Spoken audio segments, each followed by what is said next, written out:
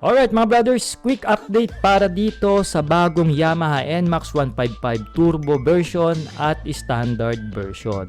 Marami kasi nga nalilito kung ano daw ba yung pagkakaibahan nitong Turbo version at Standard version. No? Marami nagpi-PM sa atin at nagko-comment sa ating ginawang vlog. No? So isa-isahin natin mga brothers. Unahin muna natin ang features nitong turbo version ng NMAX. No? Una sa lahat mga brothers, meron itong traction control for the safety ng scooter.